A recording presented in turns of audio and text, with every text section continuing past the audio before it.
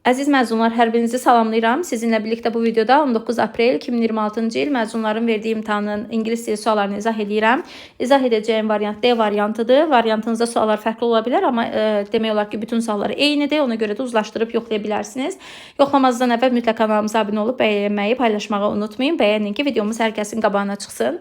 İndi isə gəlin izahlara baxaq. Dinləmə bildiyiniz kimi hələ ki açıqlamayıb deyə dinləmənin izahlarını verə bilmirik, amma digər suallarınızı izah edəcəm. Birazdan sonra dinləmənin də cavablarını şərh bölməsinə sancaqlayaram.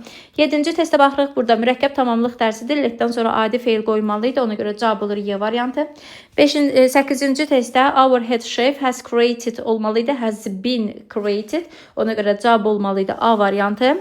9-cu testdə you has olmaz. To varsa have to olmalıydı. Ona görə cavab oldu D variantı. 10-cu testə baxırıq. Bu zaman uzlaşmasıdır. While-dan əvvəl became keçmiş olduğu üçün digər tərəf də keçmiş olur. Cavab olur D variantı. 11-ci testdə make-up sentence olmalıydı. Cavab B variantıdır. Tərcümə ilə deyilir ki, new articles are translated by the students at the lesson twice a week. Həftədə 2 dəfə şagirdlər tərəfindən yeni məqalələr tərcümə olunur. Cavab olur B variantı. 12-ci testə baxırıq. Julia xoşbəxtdir çünki o imtahandan past keçib. Çünki olmalıydı. Cavab oldu B variantı. 13-cü testdə cümlə sonunda söz önü varsa biz onu sadəcə who ilə birləşdirə bilərik. Cavab olur C variantı. Deyir ki, who did you tell your secret to? Sən kimə dedin sirrini? 14-cü testdə article bölməsi idi. Burada highest var. Digər tərəfdə isə daha doğrusu quickest var. Burada isə dünya var. Hər ikisinə ZZ qoymalıdır. Cavab oldu C variantı. 15-ci testdə show göstərmək, scold danlamaq, şeyə paylaşmaq deməkdir. A variantına uyğun gəlir. 16-cı testdə complex object dərsi idi və biz burada mütləq baxmalıydın. Cümlə nəqli olmalıydı. Ona görə burada cavab olur C variantı. Y variantı ona görə olmaz ki, V-dən sonra qətiyyən bitmiş qoymaq olmaz. A variantına want to-dan sonra Z olmaz. Digərində B-də will, Y-də isə has qabaqda verilib deyə səhvdir. 17-ci testdə deyir ki, payızın sonudur, amma hələ də gül, amma veribsə ziddiyyət olmalıdır. Güllər var. 1, 3 ola bilər. Cavab oldu 1, 3, B variantı. Flowers cəm olduğu üçün much və a lot işlətmək olmaz. 18-ci testdə isim sırasını soruşur. Cavab olur A variantı. B variantında comfortable, D variantında easy, C variantında silent, Y variantında isə dangerous sözləri sifətdir. İndi isə gəlin birlikdə 19-cu testə baxaq. Nick həmişə kömək etməyə hazırdır. Demək ki, o generous və kind adamdır. Ona görə cavab olur 1, 4, A variantı. 20-ci testə baxırıq. Burada night verilibsə at night işlənilir. Deyir ki, there was a storm. Gecə tufan var idi və it rained for 3 and or 4 hours. 3 ya 4 saat yağış yağdı. Cavab oldu A variantı.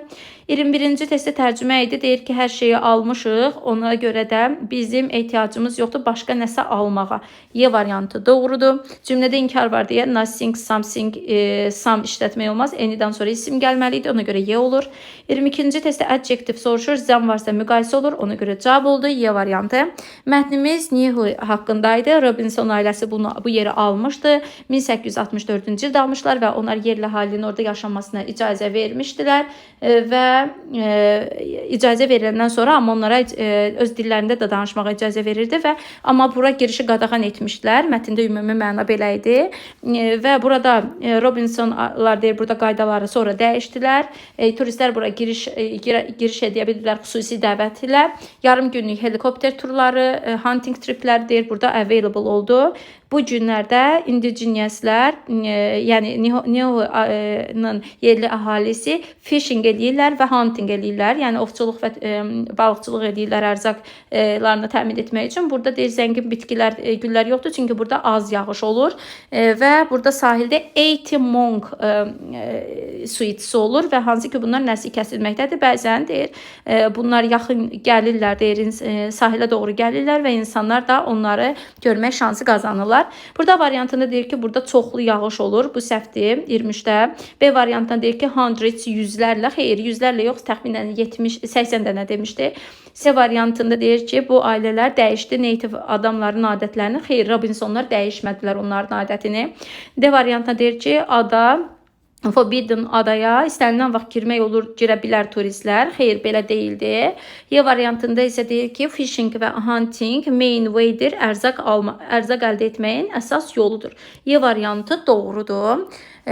Sonra 24-cü testə baxdıq. Robinsonlar hayvan kökündən gəlirdi. Xeyr, onlar Skotlanddan gəlmişdilər. Ona görə bu səhvdir. B variantında deyir ki, öz qaydalarını yaratdılar.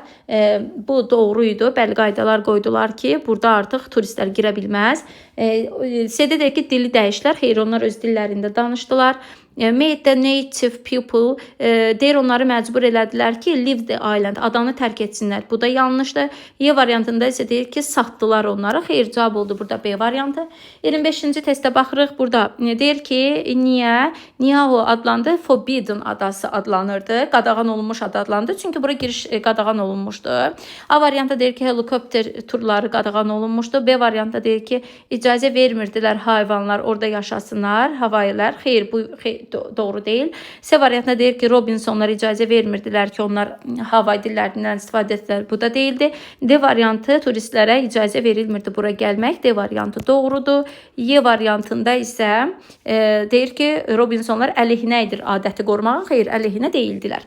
26-cı testə baxırıq. Bu mətn haqqındaydır. One of the largest island of Hawaii. Hawaii'nin ən böyük adalarından biri. A variantı doğruydu. B-də deyir ki, yoxa çıxan heyvanlar. C-də deyir ki, helikopter turları. D-də deyir ki, Hawaii'nin əsas adalarının təbiətdən çox danışmırdı. D-də isə deyir turistlər. Bu da yanlışdır. 27-ci testdə deyir ki, paragraf 1-də bu sözü tapaq. Keep somebody or something, kimisə qorumaq nədənsə olmalıydı. To protect. To protect olmalıydı. Diqqətlə yazaq. Siz də əgər bu sözü yazmısınızsa tam balınızı ala bilərsiniz. To protect. Nowadays sözünün sinonimini soruşur. Bu olmalıydı. Today. 3-cü abzasda birinci sözüydü bu söz. Deyir, bəzən suitilər yaxın gəlirlər adaya və insanlar onu görür. Baxın, bu cümləni yazmalıydı. So visitors. Visitors sözünü tourist sözündən dəyişə bilərdiniz. Amma dəyişdiyiniz sözə mütləq diqqətli olun. Çünki turist sözünü də siz cəmdə yazmalıydı. Söz cəmdədir deyə. May have an opportunity sözünü dəyişə bilərdiniz şans sözündən. Şans. See sözünü isə observe, notice yaza bilərdiniz. Observe nə yaza bilərdiniz? Müşahidə etməyə. Notice yaza bilərdiniz. Və see sözünü başqa hansı sözlə əvəz etmişsinizsə onu şərh bölməsində qeyd edərsiniz. Sizin üçün bal verib verə bilməyəcəklərini təxmin edərik. 30-cu testdə isə soruşur ki, hansı yerlər dünyada istərdin ki, hansı yerləri ziyarət edəsən və niyə? Tamamilə yazıla biləcək essedir, yəni normal idi. Birinci zonaya baxanda həqiqətən bu esse çox mənalı bir essedir. Yəni cavab yaza biləcəyiniz essedir. İnşallah ki, düzləriniz daha çox olar. Şərh bölməsində neçə düz olduğunuzu mütləq qeyd edərsiniz. Mütləq kanalımıza abunə olub bəyənməyi